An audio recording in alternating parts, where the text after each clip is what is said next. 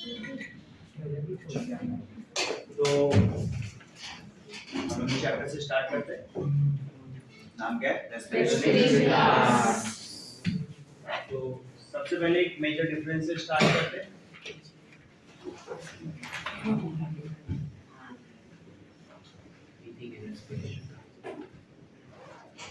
Difference between breathing and respiration. तो process दोनों commonly use की जाती है, वो सोचते नहीं कहाँ पे क्या वर्ड इस्तेमाल करते हैं। बट नॉर्मली हम लोगों ने एयर को इनहेल किया, वो एयर कहाँ तक गया? लंग्स तक गया, फिर लंग्स से वो एयर वापस बाहर आ गया।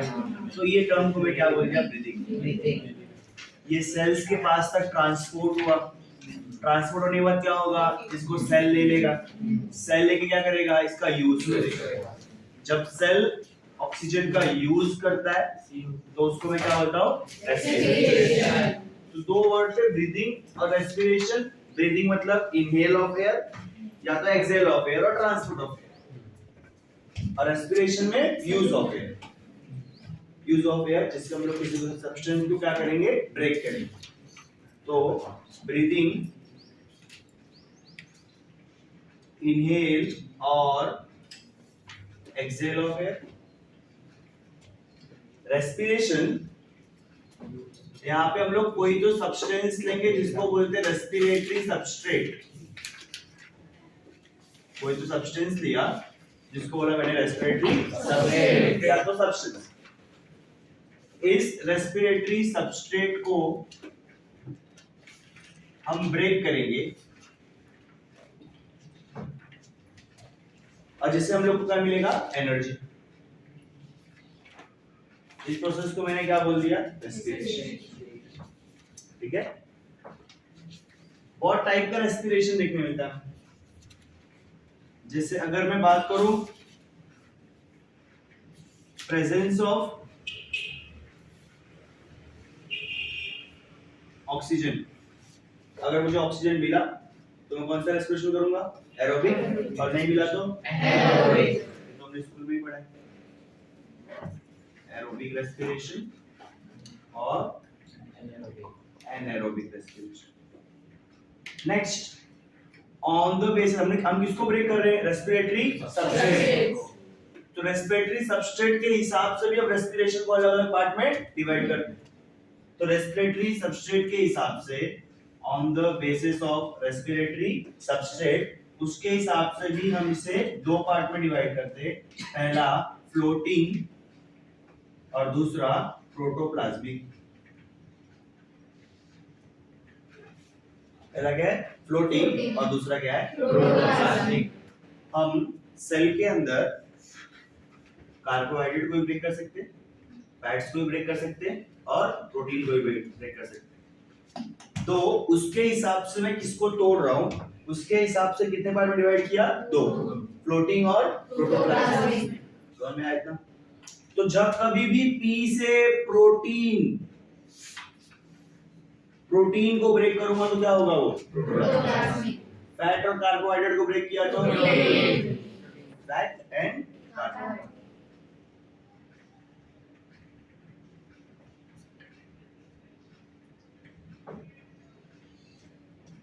तो रेस्पिरेटरी सबस्ट्रेट के हिसाब से मैंने रेस्पिरेशन को दो पार्ट में डिवाइड किया, फ्लोटिंग और प्रोटोप्लाज्मिक। पी से याद किया प्रोटीन, अगर प्रोटीन को ब्रेक करूंगा तो वो प्रोटोप्लाज्मिक। ठीक है। चैप्टर में मेजरली इसकी बात करेंगे ग्लूकोज। क्यों ग्लूकोज की बात करेंगे? देखो, हम लोग ब्रेक फैट को भी कर सकते हैं, हम लोग ब्रेक ग्लूकोज को भी कर सकते हैं, हम लोग ब्रेक प्रोटीन को भी कर सकते हैं। ठीक।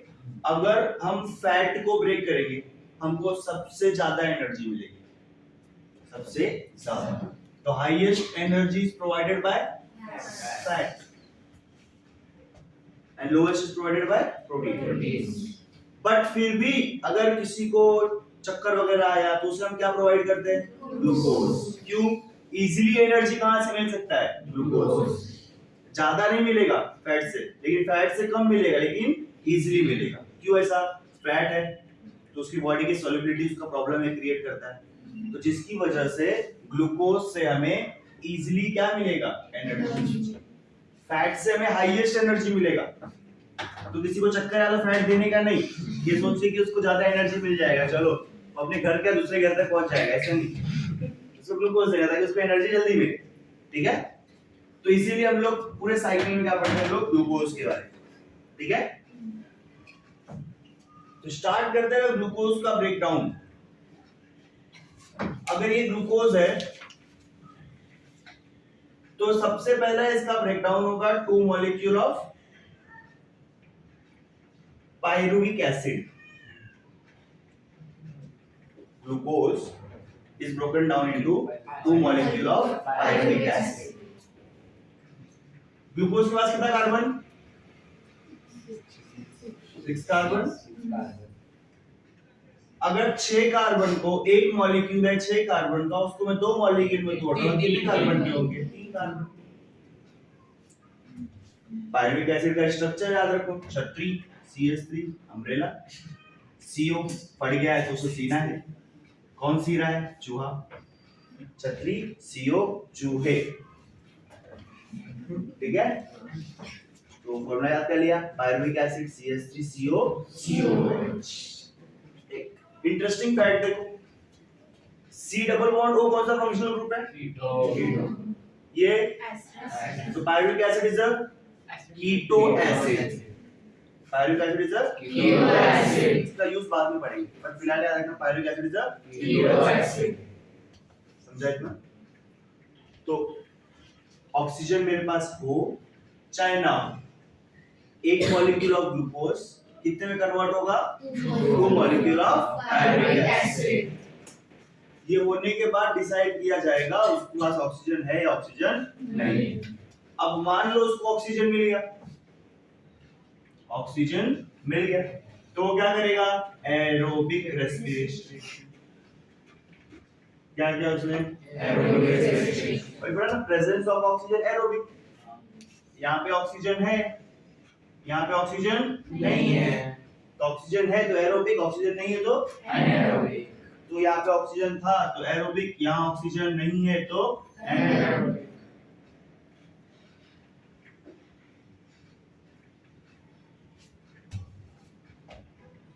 समझा इतना। अब एनारोबिक में उसके पास 2 रास्ते होते, पहला वो अल्कोहल बना ले या तो लैक्टिक एसिड बना ले। तो एनारोबिक में 2 रास्ते, पहला या तो वो क्या बनाए, अल्कोहल या तो लैक्टिक एसिड। अब यहाँ पे कुछ चीजें नोटिस करते हैं। पहला, पायरुविक एसिड वो एक स्टेप है जहां से रिएक्शन या तो यहां जाएगा या तो यहां जाएगा। तो मैं पाइवोट जॉइंट याद है, तो याद रखना pyruvic acid is known as pivot metabolite. Pyruvic acid is known as pivot metabolite. क्यों, क्योंकि अगर ऑक्सीजन मिला तो ये इधर, ऑक्सीजन नहीं मिला तो ये इधर, जैसे पाइवोट जॉइंट इधर, ठीक, समझा। और नेक्स्ट इंटरेस्टिंग फैक्ट है, ध्यान से देखो, पायरुविक एसिड के साथ 3 चीजें हो सकती है, या तो वो क्या करे, एरोबिक रेस्पिरेशन, या तो वो अल्कोहल, या तो वो लैक्टिक एसिड। तो ये तीनों क्या है पायरुविक एसिड के, फेट। फेट मतलब इनकी नसीब, समझ में आया। तो फेट ऑफ पायरुविक एसिड कितने हैं, 3। होना बेसिकली 2 ही चाहिए था, एरोबिक और एनारोबिक, बट एनसीईआरटी अपनी बोलती है कितना है, 3, एरोबिक, अल्कोहल और लैक्टिक एसिड फॉर्मेशन। समझना है इतना। तो fate of pyruvic acid is aerobic respiration, alcoholic fermentation and lactic acid fermentation. समझ में आया इतना।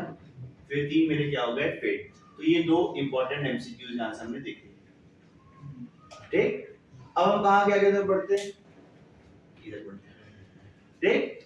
तो एक ग्लूकोज का अगर मैं एरोबिक रेस्पिरेशन कर रहा हूं, अगर मैं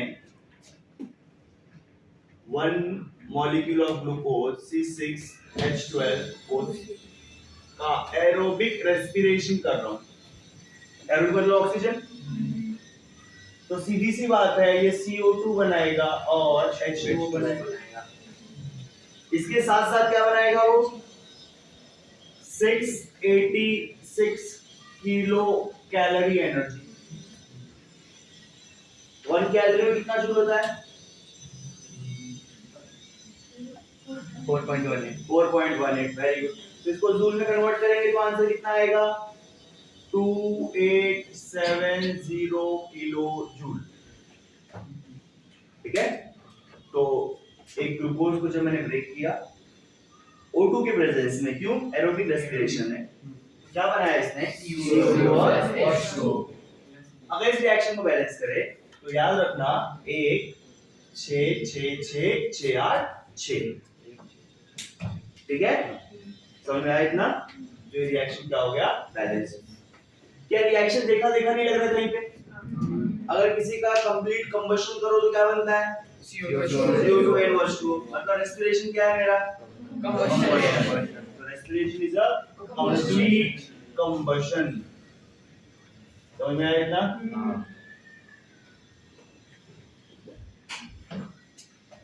समझ गए सबको पक्का। चलो, तो एक ग्लूकोज का मैंने ब्रेक डाउन किया O2 के प्रेजेंस में, क्या बना है CO2 वाटर और 686 kilo calorie energy. Interesting fact 686 kilo calorie energy का, इससे क्या बनेगा ATP। क्या बनेगा इससे ATP। क्या पूरी एनर्जी का ATP बनेगा क्या नहीं। ध्यान से सुनो, तो 686 किलो कैलोरी एनर्जी को दो पार्ट में डिवाइड किया। एक होता है 45% और एक होता है 55%।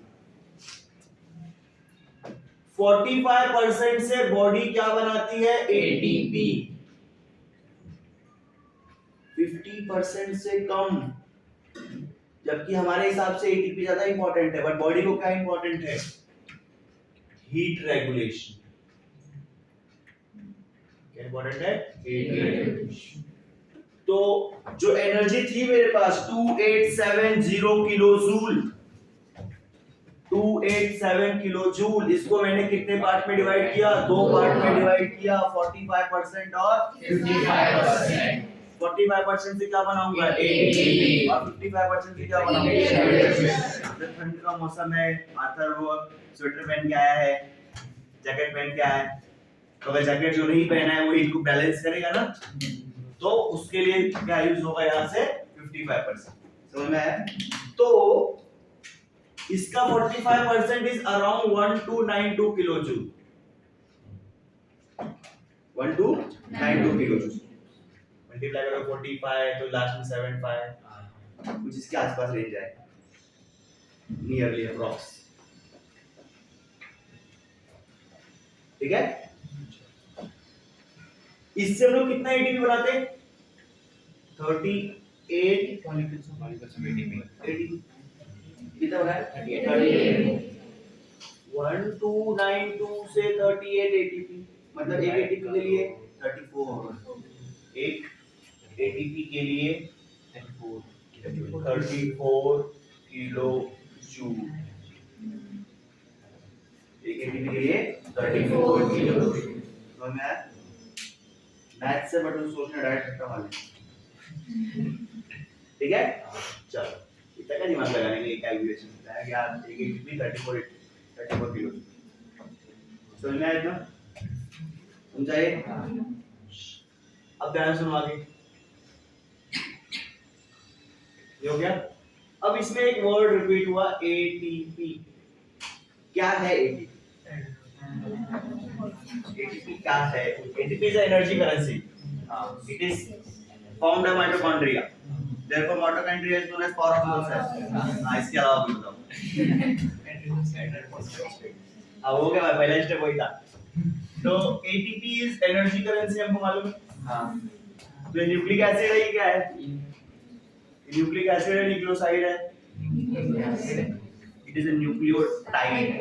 क्या है ये? न्यूक्लियोटाइड। बायोमोलिक्यूल हो गया ना? हां। क्या तुम लोग रे? ये क्या है? एक न्यूक्लियोटाइड। न्यूक्लियोटाइड। Adenosine triphosphate. समझ में आया इतना? पॉलीमर नहीं बना है तो न्यूक्लियोटाइड है। न्यूक्लियोटाइड है तो इसके पास न्यूक्लियोसाइड होगा और फॉस्फेट। तो nucleotide is made up of दो कंपोनेंट है न्यूक्लियोसाइड और दूसरा कंपोनेंट क्या है इसका? फॉस्फेट।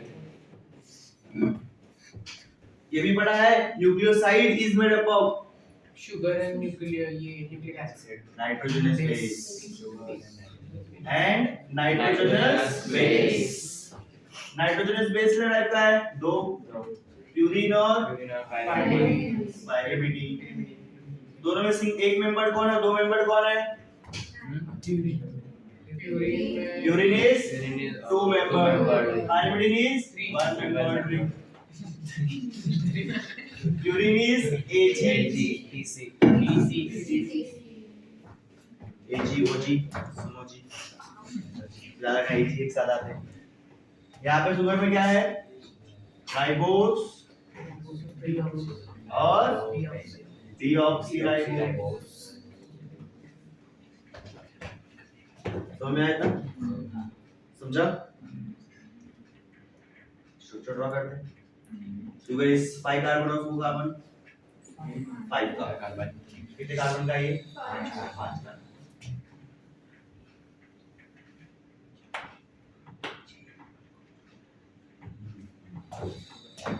पांच कार्बन हुए। ये पहला कार्बन, ये दूसरा, ये तीसरा, ये ऑक्सीजन। पांचवा कार्बन यहाँ पे क्या है? ये CH2OH। ठीक है, ये कंपोनेंट ले लिया। अब यहाँ से लेने का अपने को नाइट्रोजनस बेस कौन सा लोगे? एडेनाइन। लिखा है एडिनोसाइन भी, तो क्या लोगे यहाँ पे? एडेनाइन। कितना मेंबर रिंग है? 2 मेंबर रिंग है, बट अपन इसके 2 मेंबर आराम से करो। ठीक है, कार्बन नहीं देख रहे इसमें। हाँ, इसमें एक 5 मेंबर होता है, एक 6 मेंबर होता है, बना लीजिए। तो ये एडेनाइन हो गया। क्या ये? एडेनाइन। ये क्या हो गया? फर्स्ट कार्बन, इसके बीच में एक बॉन्ड होगा, कौन सा? N glycosidic bond. क्या नाम है इसका? N glycosidic bond. तो में आएगा। अब एडिनोसाइन दो मिल गए ना, न्यूक्लियोसाइड बन गया एडिनोसाइन। क्या लगेगा अभी? फॉस्फेट। कौन से एंड पे लगता है? Phosphate. Phosphate is attached eight phosphate. तो यहाँ पे फॉस्फेट अटैच करो। जहाँ से जो यहाँ पे एक अल्कोहल, फॉस्फेट कहाँ से आएगा? Phosphoric acid. ये बस सही है, ध्यान से सुनो मैं क्या बोला। वहाँ पे क्या लगा हुआ है? 5' पे अल्कोहल। तो देखो ये रहा अल्कोहल। फॉस्फेट किससे आएगा? Phosphoric acid. तो मतलब ये किससे रिएक्ट कर रहा है? एसिड। एसिड अब जब भी अल्कोहल से रिएक्ट करे तो क्या बनाता है? ईस्टर। क्या बनाता है? ईस्टर। याद रखना, अल्कोहल जब कभी भी एसिड बना, एसिड से रिएक्ट करेगा तो क्या बनाएगा वो? ईस्टर। ये एसिड, ये अल्कोहल दोनों रिएक्ट करेंगे और क्या बनाएंगे? ईस्टर। तो इस बॉन्ड का क्या नाम होगा? फॉस्फोईस्टर।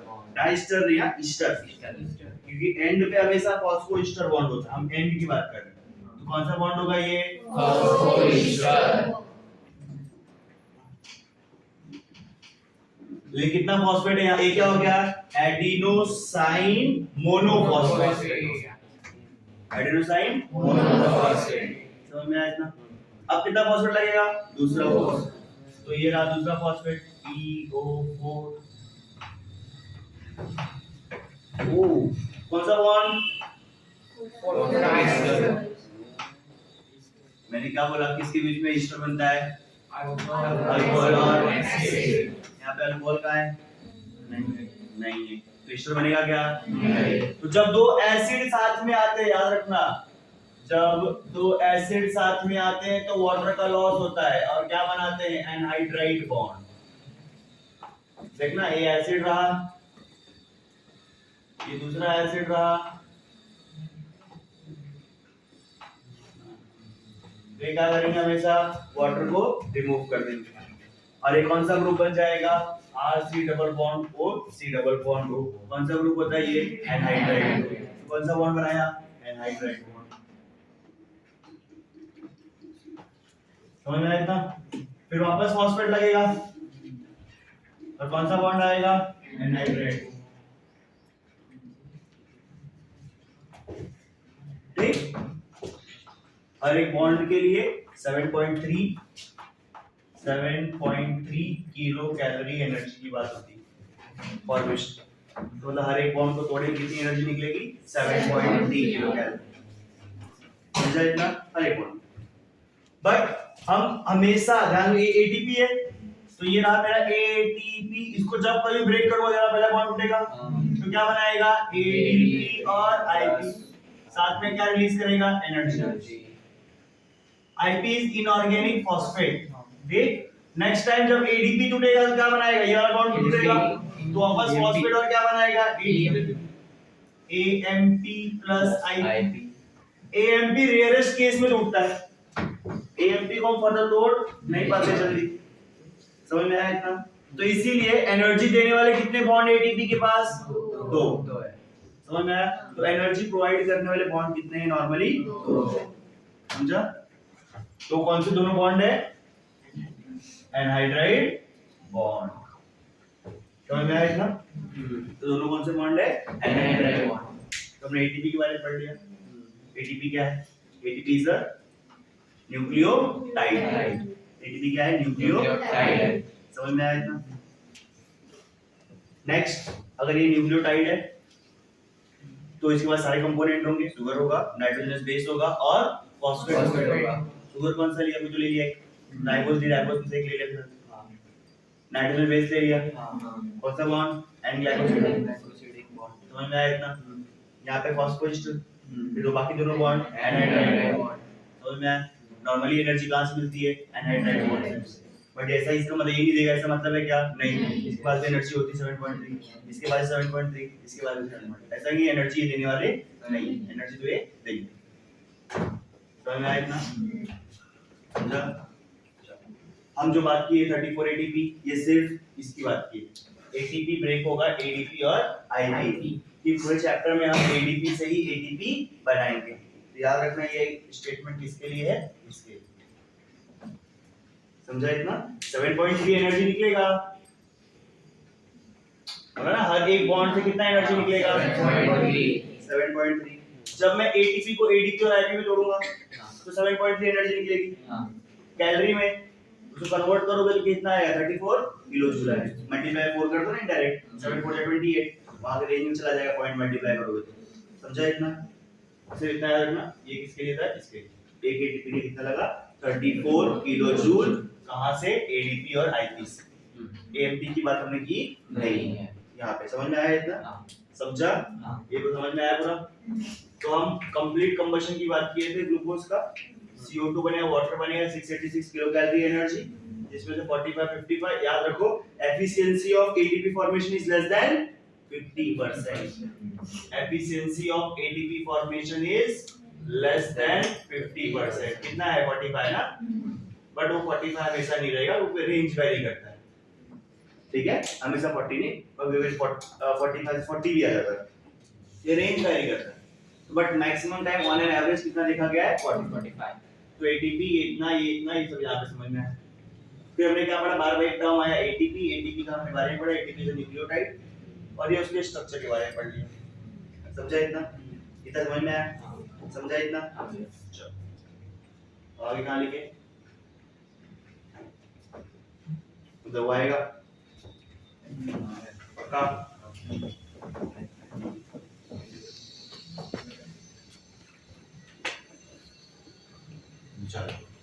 तो अब हम बात करते हैं ये जो एरोबिक रेस्पिरेशन हुआ तो ये अलग अलग फेजेस में हुआ। ये था ना एरोबिक रेस्पिरेशन। तो पहला फेज क्या था ग्लूकोज का पायरुविक एसिड में टूटना। तो ग्लूकोज का पायरुविक एसिड में टूटना इज नोन एज ग्लाइकोलाइसिस।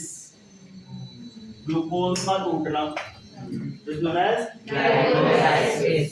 तो स्टार्ट करते पढ़ना ग्लाइकोलाइसिस।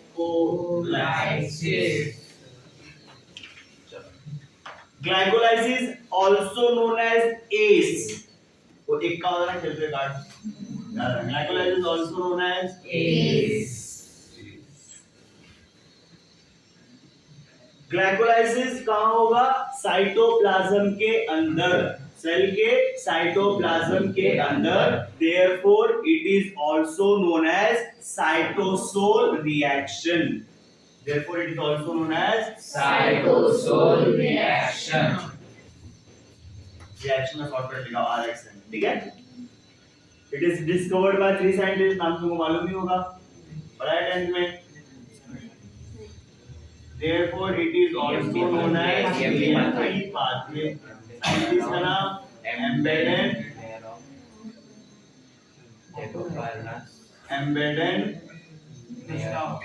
Mayer of Paras, ठीक है। तो it is discovered by 3 scientists, जिसके ऊपर इसका एक और नाम दिया गया EMP pathway। और लास्ट है ये ऑल्सो नोन एज,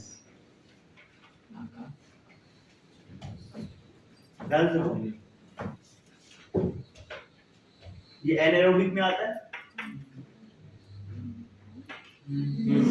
एनारोबिक में आता है, एरोबिक में भी आता है। तो मैं इसको ऐसे बोलूं क्या ये एरोबिक का ऐसा फेज है जो एनारोबिक में आता है। ये एरोबिक रेस्पिरेशन, ये एनारोबिक में आता है। तो एरोबिक रेस्पिरेशन में आने वाला एनारोबिक पाथवे, मेरा समझ में आई?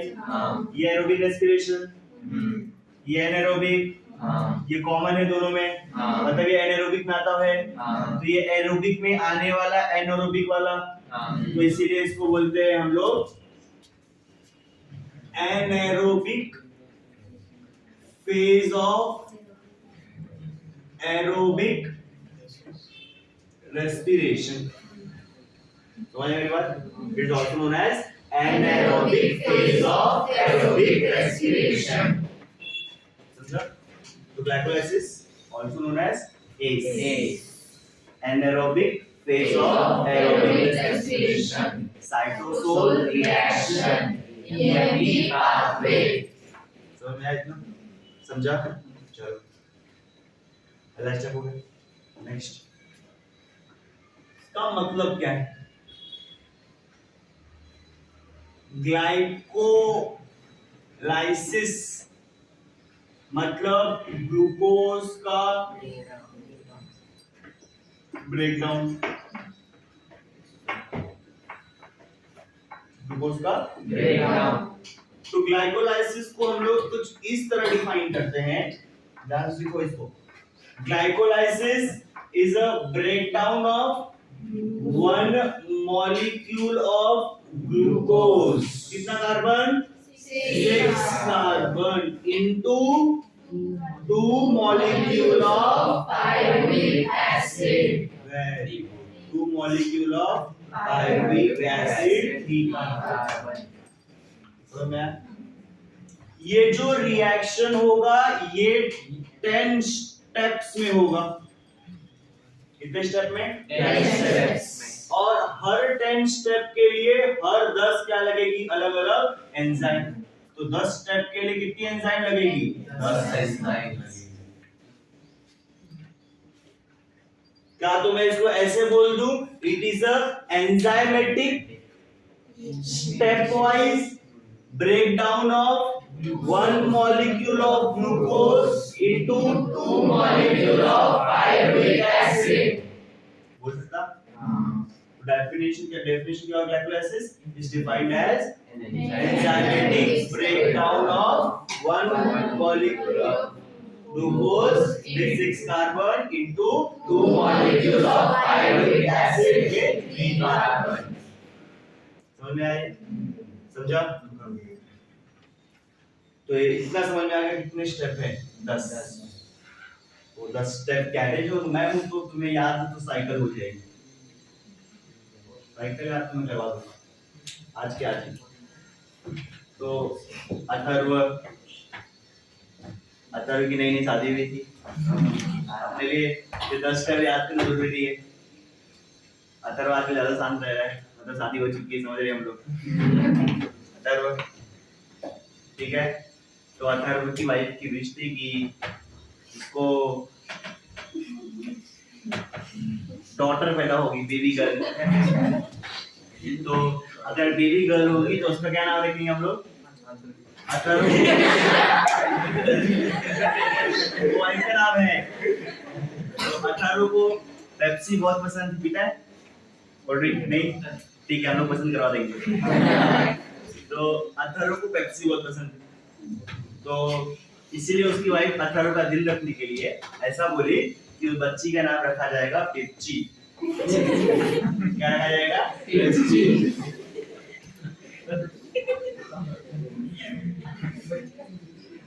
तो डॉक्टर को पहले से बताया गया था भाई, अगर अथर्व को लड़की हुई तो उसका नाम क्या आएगा? पिप्ची। और भगवान के घर पे देर है अंधेर नहीं, और अथर्व को लड़की ही हुई। तो डॉक्टर बाहर आया, क्या बोला?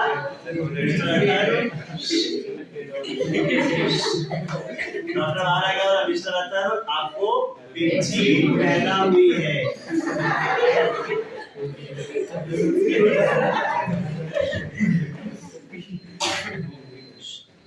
तो डॉक्टर आया, पिप्ची वो पैदा हो गई। तो अथर्व को पिप्ची पैदा हो गई। ये 10 स्टेप है इसके ग्लाइकोलाइसिस। याद करो, ऐसे याद होने चाहिए। पिप्ची वो पैदा हो गई ना। अब आगे सिर्फ केमिस्ट्री है, आगे बायो नहीं, आगे केमिस्ट्री। तो 10 स्टेप क्या होगा अपने पास? पिप्ची वो पैदा हो गई। समझ में आया इतना? तो स्टोरी याद रखना, अथर्व पेप्सी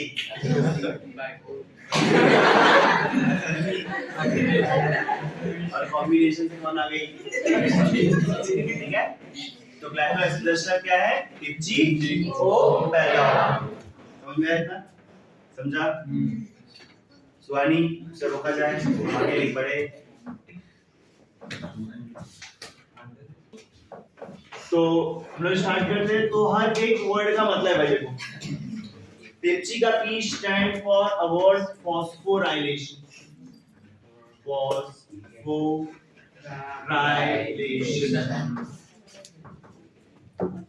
फॉस्फोराइलेशन वर्ड का मतलब एडिशन ऑफ फॉस्फेट, इसको ऐड करने का फॉस्फेट। तो अगर ये कोई सब्सटेंस है M, तो इसके अंदर मैं क्या ऐड करूंगा?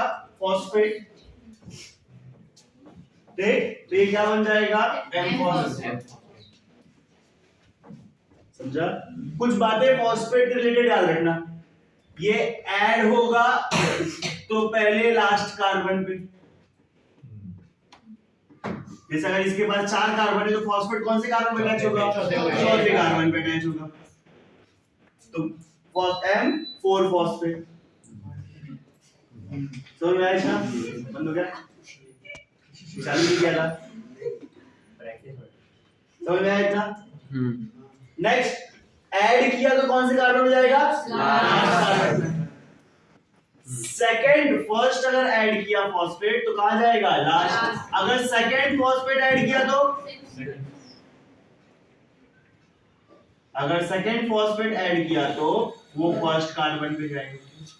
जैसे कि इसमें एक फॉस्फेट अटैच है, कौन से कार्बन पे? लास्ट कार्बन पे। मेरे को वापस फॉस्फेट अटैच करना है तो मैं कहां पे करूंगा? फर्स्ट पे। तो ये क्या बन जाएगा? M1,4 phosphate. समझा मेरी बात? हाँ, मेरी बात समझा? अगर 6 कार्बन है मेरे पास, 1 2 3 4 5 6 मान लेते हैं, पहला कहां अटैच होगा? 6 पे, दूसरा कहां आएगा? पहले पे। समझा इतना? सीक्वेंस याद रखने का। तो फॉस्फोरेशन मतलब समझा? Addition of phosphate. Second point,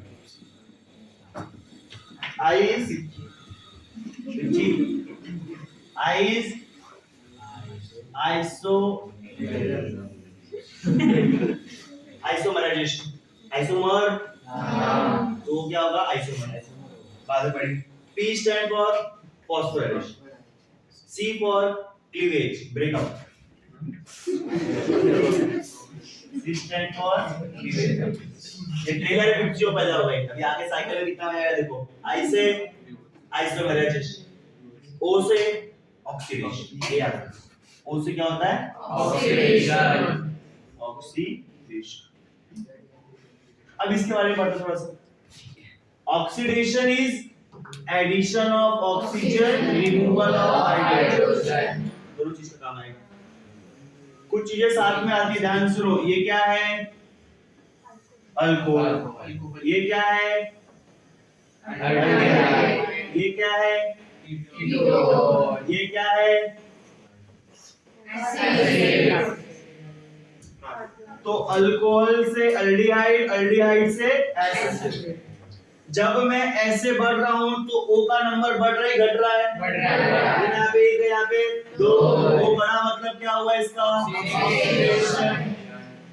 मतलब अल्कोहल का ऑक्सीडेशन करने में क्या मिलेगा? अल्डिहाइड। अल्डिहाइड का ऑक्सीडेशन करने पे एसिड। ऐसे जाऊंगा तो रिडक्शन। क्या हो रहा है? कम। ऐसे जाने पे क्या होगा? रिडक्शन। समझा? A for ATP formation. अरे एटीपी तो बनाना पड़ेगा ना भाई। तो A for ATP formation, also known as dephosphorylation. मतलब फॉस्फेट कहाँ आएगा? बाहर। फॉस्फेट में फॉस्फेट कहाँ गया? अंदर। अब डीफॉस्फोराइलेशन में क्या होगा? ये M6 फॉस्फेट होगा, ये क्या बन जाएगा? M, और फॉस्फेट कहाँ जाएगा? बाहर। समझा? I for isomerisation, D for dehydration, D for dehydration. मतलब क्या बाहर निकलेगा? हाइड्रोजन। हाइड्रेशन बोला है, वाटर। क्या बाहर निकलेगा? वाटर लॉस होगा। और A फॉर तो ये 10 स्टेप हो गए हमारे। इन सबको याद रखो, 10 स्टेप कभी रट्टा मारना नहीं पड़ेगा हमें। समझा? तो हमने पढ़ा ग्लाइकोलाइसिस के 10 स्टेप का नाम पिप्ची हो गया। वो पैदा हो गई। ठीक है? फिर इसके बाद आगे पढ़ा 10 स्टेप में पहला step stand for phosphorylation, second phosphorylation, cleavage, isomerisation, oxidation, phosphorylation, ATP formation, isomerisation, dehydration, ATP formation. समझा? ये तो मैं आता हम लोग स्टार्ट की चैप्टर आज रेस्पिरेशन और इम्प्लांट। इसका मतलब एनिमल रेस्पिरेशन नहीं करता है। ये एनिमल और प्लांट दोनों सेम है, सिर्फ नाम में प्लांट लिखा हुआ है। ये एनिमल भी करेगा, सेम टू सेम करेगा। ठीक है? फिर आगे बात करते हैं। फिर स्टार्ट किया ब्रीदिंग और रेस्पिरेशन के बीच में डिफरेंस। ब्रीदिंग क्या था? इनहेल एक्सहेल ऑफ या CO2। और रेस्पिरेशन क्या था? Use of air. किसके लिए? Break down. इसको ब्रेक करेंगे रेस्पिरेटरी सबस्ट्रेट, और उसे क्या निकालेंगे? एनर्जी। रेस्पिरेटरी सबस्ट्रेट कौन कौन पॉसिबल है? Fat, carbohydrate, protein. Highest energy provided by fats. Easily provided by glucose. आगे बढ़ते हैं। तो हमने पढ़ा कि कैसे रिएक्शन होगा ग्लूकोज से पायरुविक एसिड, एरोबिक रेस्पिरेशन, और यहाँ पे एनारोबिक में अल्कोहल, और यहाँ पायरुविक एसिड से पाइवोट मेटाबोलाइट। और इसके फेट ऑफ पायरुविक एसिड कितने हैं? 3। समझा इतना? फिर आगे हमने ग्लूकोज का रिएक्शन पढ़ा, कंप्लीट ऑफ कंबशन। एक glucose 6O2 6CO2 water 686 kilo calorie energy, इससे 45-50 और ये पार्ट हो गया।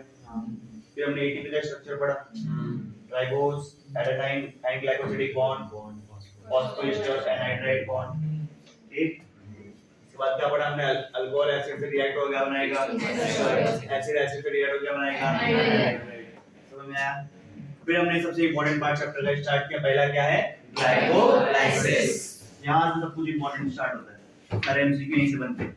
So glycolysis defined a breakdown of glucose. Glucose. See? It is an enzymatic step down breakdown of one molecule of glucose into two molecule of Hydratic hydratic acid. acid. कितने step होंगे 10 10. 10 step के 10 क्या नाम है उसके पिप्चियो पैराओ हमें से याद रखना पिप्चियो पैराओ PIPCI phosphorylation isomerization phosphorylation cleavage और isomerization फिर लास्ट में क्या आया O para. It is also known as ACE, anaerobic phase of aerobic respiration, cytosol reaction और EMP pathway. ठीक है. चलो तुम लिख सकते हो अभी.